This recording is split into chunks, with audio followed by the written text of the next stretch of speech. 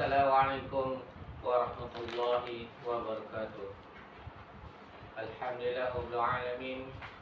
Wassalatu wassalamu ala asrafil anbiya wal mursalin wa ala alihi wa sahbihi ajma'in. Rabbi shrah li sadri wa yassir li amri wahlul 'uqdatam min lisani yafqahu qawli. Allahumma shalli ala sayyidina Muhammad. Allahumma shalli ala sayyidina Muhammad. Allahumma shalli ala sayyidina Muhammad. Alhamdulillah, rekan-rekan yang dirahmati oleh Allah Subhanahu wa taala. Hari ini saya ingin berkongsi berkenaan dengan tajuk sedekah. Amalan yang kecil, ganjaran yang besar. Sedar tidak sedar, kita sering terfikir bahawa untuk mendapatkan ganjaran yang besar itu, kita hendaklah melakukan amalan-amalan yang besar dan sukar. Hakikatnya Allah Maha Pemurah dan Maha Penyayang. Terdapat satu amalan yang insya-Allah ganjarannya sangat besar, yaitu sedekah. Sedekah itu ibarat kita menanam benih. Dengan sebutir benih yang kecil, ia mampu mengeluarkan ratusan, malahan ribuan biji yang baru. Inilah janji Allah Subhanahu wa taala. Allah berfirman dalam surah Al-Baqarah ayat 261, A'udzu billahi minasyaitonir rajim. Masalul ladzina yunfikuna amwalahum fi sabilillah kamathali habatin anbatat sab'a sanabila fi kulli sumbulatin mi'atu habbah. Wallahu yudha'ifu liman yasha' wallahu wasi'un 'alim.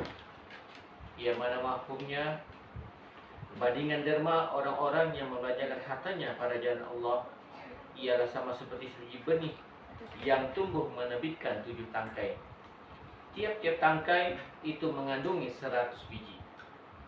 Dan ingatlah, Allah akan melipat kali gandakan pahala bagi sesiapa yang dikehendakinya. Dan Allah Maha Luas rahmat kurnianya, lagi Maha mengetahui. Lihat, satu kebaikan digandakan 700 kali ganda, malah lebih lagi. Sabda Rasulullah SAW riwayat daripada An-Nasai yang mana mafhumnya, sebiji dinar yang disedekahkan, yang didahulukan, mengalahkan ganjaran 100.000 dinar. Para sahabat bertanya, bagaimana boleh? Baginda menjawab, seorang lelaki yang mempunyai 2 dinar, lalu dia bersedekah dengan 1 dinar. Manakala seorang lelaki lain pergi ke sebagian hartanya dan mengambil daripadanya 100.000 dinar, lalu dia bersedekah dengannya. Maksudnya di sini, orang yang bersedekah dalam keadaan hartanya sedikit tetapi hatinya ikhlas, lebih tinggi nilainya di sisi Allah Subhanahu wa taala berbanding orang kaya yang bersedekah dengan jumlah yang besar. Oleh yang demikian, jangan tunggu kaya baru bersedekah. Mulalah dengan yang mudah.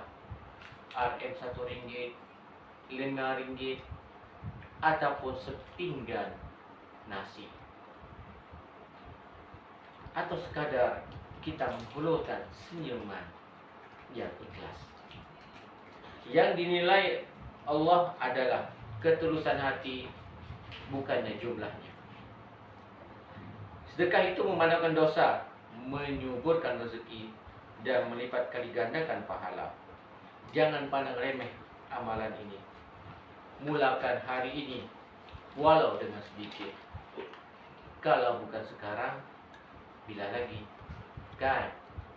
Sekian daripada saya. Assalamualaikum warahmatullahi taala wabarakatuh.